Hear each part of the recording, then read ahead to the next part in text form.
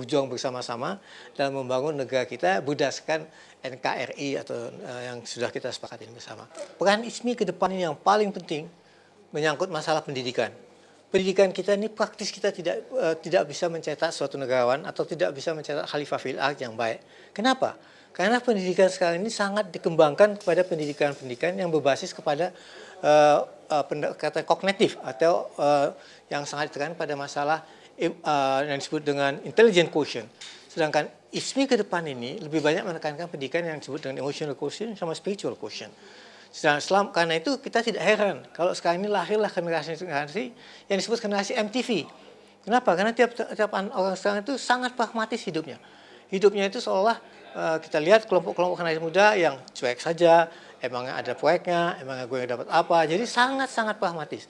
Pragmatisme ini tidak bisa kita hindarin karena itu merupakan suatu akibat jangka panjang. Jadi yang ada sekarang munculnya sifat-sifat baik sifat anarkis maupun pragmatisme karena waktu dulu era zaman Bung Karno kita lebih banyak mendapat pendidikan mental and character building. Setelah itu pindah pada Pak Harto kita banyak mendapat pendidikan yang bersifat sangat pragmatis. Karena itu lahirlah sekarang masyarakat pragmatis. Dari segi ekonomi, saya kira kita sudah susah sekali. Kita sudah terjebak sangat-sangat jauh.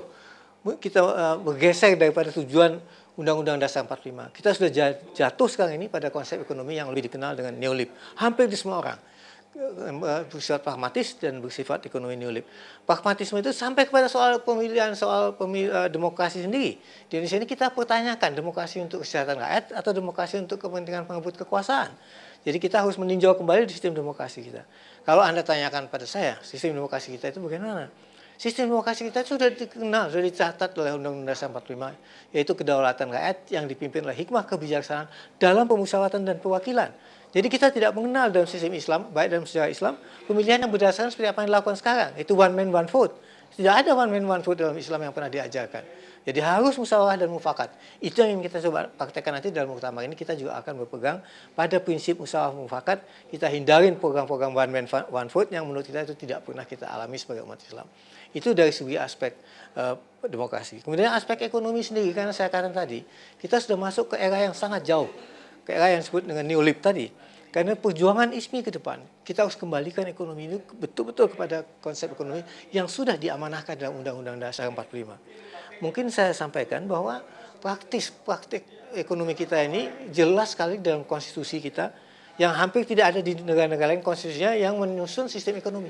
Sedangkan sistem ekonomi yang ada di kita, pasal 27, pasal 33, pasal 34, itu semua mengarah kepada sistem ekonomi atau merupakan bagian daripada sistem ekonomi syariah. Jadi sebenarnya itu saja kita kembangkan. Apa yang dipesankan tentang sistem ekonomi yang ada pada Undang-Undang Dasar 45, itu saja kita kembangkan. Itu sudah merupakan cukup bingkai yang cukup untuk membangun sistem ekonomi syariah di ke depan. Jadi tidak boleh dipertentangkan apakah ekonomi syariah sesuai dengan Undang-Undang Dasar 45 atau tidak. Tapi karena di Undang-Undang Dasar 45 sistem ekonomi sudah diuraikan dengan baik, maka apa yang kita rasakan akibat-akibat. Kita hari ini bicara tentang nasib TKI dan sebagainya. Sebetulnya itu sudah tidak sesuai dengan Undang-Undang Dasar 45. Undang-Undang Dasar 45 pasal 27 menyatakan pemerintah berkewajiban menciptakan tenaga kerja yang layak bagi kehidupan manusia. Jadi karena pemerintah tidak bisa melaksanakan Undang-Undang Dasar 45, itulah maka terjadi sekarang seperti TKI dan lain sebagainya. Demikian juga di bidang-bidang ekonomi. Hampir semua ekonomi sekarang dikuasai oleh kelompok-kelompok tertentu. Kesenjangan makin lama makin melebar. Itulah sebabnya ISMI, kembalilah kita kepada Undang-Undang Dasar 45 mengenai ekonomi, bahwa ekonomi itu harus betul-betul berdasarkan kepada Undang-Undang Dasar 45 yang intinya adalah keadilan sosial bagi seluruh bangsa. Jadi ekonomi konsep kita itu jelas, ekonomi yang bertujuan untuk menegakkan keadilan sosial bagi seluruh umat. Jadi perjuangan ekonomi jelas, kalau perjuangan pendidikan kita jelas, pendidikan akhlak yang kita utamakan, terutama pada pendidikan sekolah dasar dan menengah. Sedangkan dan tujuan lain-lain adalah pendidikan akhlak dan pendidikan imtak dan iptek tadi harus melakukan satu kesatuan. Dengan ekonomi jelas kita berpegang pada Undang-Undang Dasar 45 tentang sistem ekonomi yang dituangkan ke arah sana gitu. Itu yang saya kira penting, dan yang kader kita penting sekali kita rasakan sekarang. Praktis kita tidak punya negarawan. Yang kita punya adalah politician. Jadi kita membutuhkan negarawan untuk memimpin masa depan bangsa Indonesia. Assalamualaikum warahmatullahi wabarakatuh. Kalau kita berbicara tentang sejarah perjalanan bangsa, terutama dikaitkan dengan keindonesiaan, keislaman, cendekiawan, modernitas, demokrasi, keadilan, maka tidak bisa tidak kita berbicara tentang peranan ICMI di tanah air kita. Begitu banyak goresan tinta emas yang diberikan, disumbangkan, diperankan oleh tokoh-tokoh ICMI di dalam perjalanan bangsa ini. Tentu saja kita harus melihat beberapa episode pra kelahiran ICMI, ICMI berkiprah, dan tantangan ICMI ke depan di dalam terus memberikan kontribusi bagi bangsa yang tercinta ini. Saya masih ingat ketika tahun 70-an, maka sering sekali di era itu orang menyalah tafsirkan tentang Islam. Apalagi kalau kita berbicara tentang demokrasi. Seringkali terjadi misunderstanding.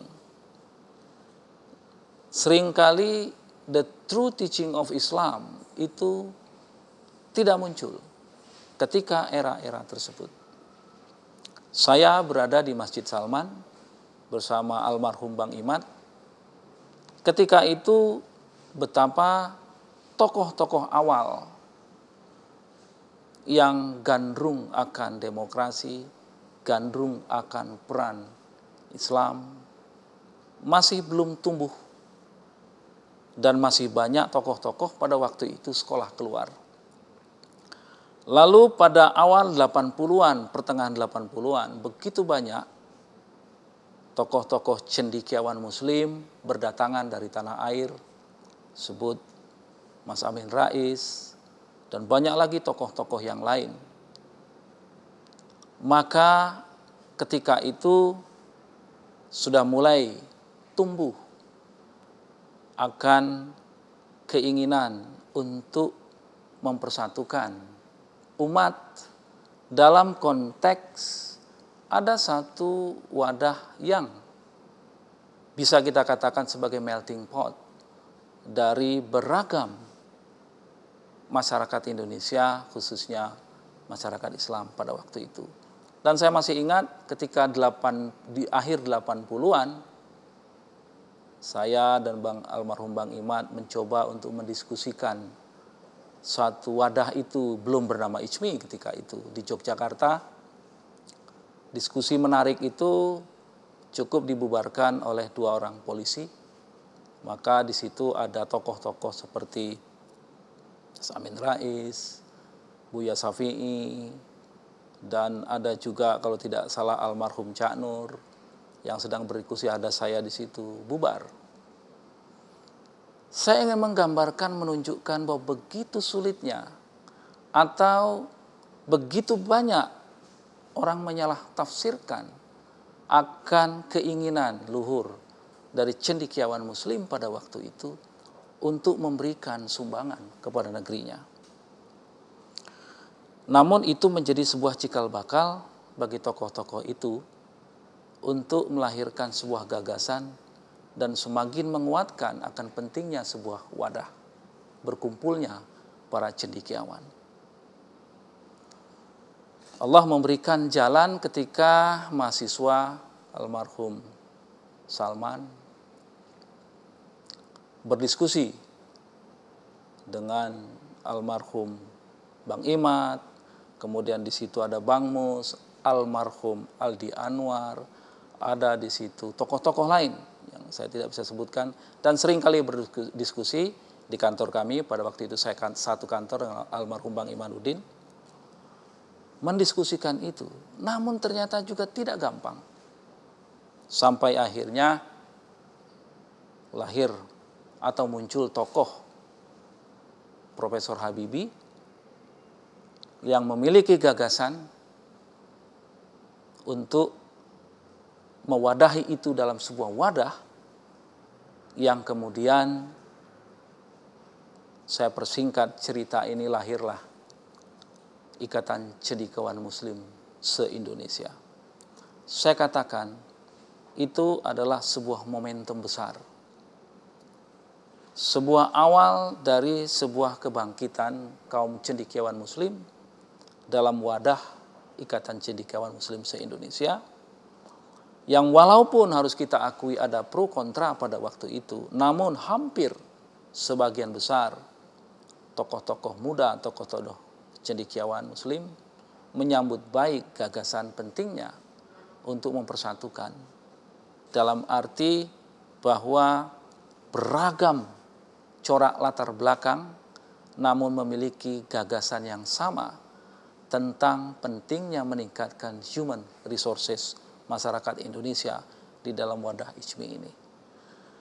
Itu adalah sejarah, itu adalah goresan tinta emas yang memulai sebuah kiprah yang kemudian ICMI melahirkan begitu banyak gagasan. Lahir takaful, lahir bank pertama berbasis syariah, lahir koran berlatar belakang pemikiran-pemikiran Islam, Republika, dan banyak gagasan-gagasan lain. Belum lagi begitu banyak kontribusi tokoh-tokoh ICMI di berbagai aspek kehidupan. Era Pak Harto kemudian kita melihat selesai, reformasi tumbuh, ICMI tidak kehilangan peran, karena memang ICMI dilahirkan bukan untuk sebuah kekuasaan, bukan untuk sebuah politik, akan tetapi memang sebuah melting pot untuk melahirkan gagasan-gagasan bagi bangsanya. Walaupun pasang surut terjadi, era kemudian mengalami penurunan dibandingkan era sebelumnya, namun ICMI tetap memiliki kiprah dan anggota-anggotanya berada di setiap tempat yang memberikan kontribusi yang tidak sedikit bagi bangsa dan negara. Kini kita berada pada era reformasi. Zaman berubah, tuntutan masyarakat berubah, globalisasi melanda dunia. Perubahan begitu cepat terjadi. Timbul pertanyaan, kemana ICMI? Pemikiran apa yang diberikan? Dan apa yang harus kita lakukan bagi umat, bagi bangsa, dan bagi negara yang kita cintai? Saya melihat tantangan yang kita hadapi ke depan bukan lagi demokrasi, bukan lagi tuntutan untuk melepaskan diri dari sebuah otoritarianisme. Itu belong to the past. Justru tuntutan sekarang adalah bagaimana demokrasi yang tentu saja ICMI andil di dalamnya itu bisa kita perkuat, bisa memperkaya kita dengan mencari satu keseimbangan antara demokrasi dan rule of law. Demokrasi yang beradab, demokrasi yang berkepribadian, demokrasi yang diimbangi seiring dengan rule of law, peranata hukum ditegakkan. Maka tantangan ICMI ke depan di dalam adalah bagaimana kita menjaga demokrasi dalam pluralisme yang luar biasa ini, tetap menegakkan Islam sebagai rahmatan lil alamin yang teduh, yang demokratis, yang mengayomi, yang modern, yang dapat hidup berdampingan dengan siapapun masyarakat Indonesia di tanah air ini. Saya ingin mengatakan tantangan kita ke depan adalah membangun masyarakat madani yang demokratis, yang modern, yang berkesejahteraan. Tantangan globalisasi tidak sedikit harus kita hadapi, mencegah unsur-unsur ekstremisme yang memungkinkan masyarakat kita terkena imbas di dalam melihat pengaruh globalisasi tersebut dari sisi yang negatif.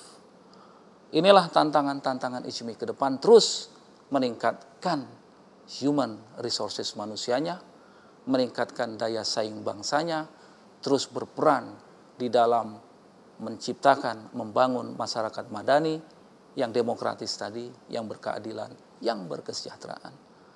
Inilah tantangan-tantangan kita ke depan, tantangan pada abad 21.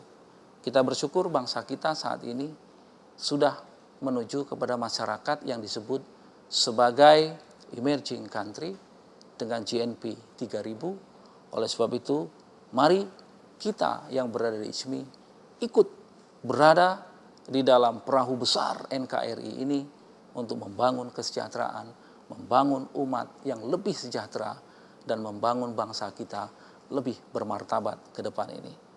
Alhamdulillah, tanpa terasa kita bersyukur usia ICMI sudah 20 tahun. Tentu banyak sekali pasang surut yang terjadi selama 20 tahun. Yang kita catat 5 tahun pertama sebagai periode awal, di mana ICMI mencatatkan diri sebagai ormas intelektual yang sangat berperan di dalam partisipasinya membangun negeri. Dan sesudah 5 tahun kedua, 5 tahun ketiga dan keempat, bagi sebagian orang dianggap agak sedikit kurang menonjol, tetapi sebenarnya ini terjadi karena perubahan suasana. Kalau pada 5 tahun pertama aktor dalam menggerakkan perubahan dalam kehidupan kebangsaan kita tidak banyak, kecuali kita hanya bisa berharap kepada 3 partai politik yang perannya sangat terbatas, dan 1 di antaranya partai Islam, yaitu P3, tetapi perannya sangat marginal. Dan pada saat itu, pada 5 tahun pertama itu sangat terasa bahwa peran Islam dalam kehidupan kebangsaan itu sangat marginal sifatnya. Nah, karena itu munculnya ICMI memberi dorongan semangat dan memberi kekuatan baru bagi aktor-aktor kaum intelektual Muslim untuk berpartisipasi secara lebih substansial dalam kehidupan berbangsa dan bernegara. Nah, alhamdulillah itu sudah terjadi, tetapi sesudah kita mengalami masa reformasi, muncul aktor-aktor baru di mana kebebasan berserikat, kebebasan membentuk partai politik sudah dinikmati oleh semua pihak, semua golongan masyarakat. Maka pun di kalangan umat Islam banyak bermunculan partai-partai Islam. Apalagi partai-partai nasional pun banyak sekali aktivis Muslim yang berperan di dalamnya. Sehingga nomor 1 aktor dalam memperkembangkan peran Islam itu semakin banyak di kalangan ormas Islam dan partai Islam. Dan nomor 2, Islam pun sudah menyebar. Dia menjadi warna dalam kehidupan kebangsaan kita, menghinggapi dan mewarnai semua partai politik. Karena itu agak sedikit berubah konstelasi aktor di dalam memberi sumbangan bagi kehidupan kebangsaan kita. Jadi karena itu kalau ICMI kemudian kelihatan kurang begitu menonjol, itu ialah karena sebab-sebab perubahan konfigurasi kekuatan itu. Namun kita harus mencatat bahwa semua aktor-aktor yang muncul, pemeran-pemeran mulai dari anak-anak muda, generasi baru, kaum intelektual, para ilmuwan yang bekerja baik di lingkungan dunia akademis, dunia praktisi, maupun juga di partai-partai politik, itu sebagian besar orang ICMI semua. Nah, jadi sebenarnya 20 tahun usia ICMI tanpa disadari sudah sangat berhasil memberi sumbangan bagi kemajuan bangsa dan negara kita. Apalagi kalau kita lihat satu demi satu, periode demi periode, banyak sekali ide-ide segar yang kita sumbangkan bagi kemajuan bangsa dan negara, terutama menjelang reformasi. Ide-ide demokrasi, pembangunan hukum, reformasi ekonomi, pendidikan, banyak sekali yang terkait dengan peranan sumbangan-sumbangan dari tokoh-tokoh ICMI. Dan itu tidak bisa dipungkiri karena itu sebenarnya dengan munculnya Pak Habibie sebagai Ketua Umum ICMI yang kemudian menjadi Presiden masa reformasi, otomatis ide-ide reformasi itu bermula dari lingkungan keluarga besar ICMI. Dan itu tidak bisa dipungkiri. Dan oleh karena itu kita bersyukur 20 tahun ini ICMI sudah menjalankan tugasnya dengan baik. Dan insya Allah ke depan organisasi ICMI ini akan terus berperan, dan kita harapkan sama-sama semua warga ICMI memelihara kekuatan ICMI ini sebagai satu forum sinergi, tempat kita bersatu meskipun kita berasal dari semua kalangan partai politik, semua aliran keagamaan, ataupun semua kelompok profesi ilmiah, kita bergabung bersama di dalam wadah ICMI ini, sebab bangsa kita membutuhkan forum-forum tempat kita bersatu padu. Dan alhamdulillah kelas menengah muslim, baik politisi, kaum cendekiawan muslim, ilmuwan dari perguruan tinggi maupun kalangan pengusaha muslim yang ingin menyumbang bagi kemajuan bangsa dan negara bisa berhimpun bersama-sama di tubuh ICMI ini. Dan alhamdulillah menjelang muktamar ke-20 ini kita mencatat ada gairah di kalangan pengurus pusat maupun daerah untuk memperkembangkan lebih lanjut agenda-agenda kemajuan bangsa melalui program-program Ikatan Cendekiawan Muslim se-Indonesia. Insya Allah masa depan bangsa kita bisa kita buat cerah karena partisipasi kita sebagai kaum cendekiawan Muslim melalui ICMI ini dapat terus kita tingkatkan. Sebagai keluarga besar ICMI perlu memantapkan keyakinan bahwa insya Allah di masa depan ICMI akan terus menyumbang, terus berperan untuk kemajuan bangsa. Islam di hati kita, kita sumbangkan untuk kemajuan bangsa di masa depan.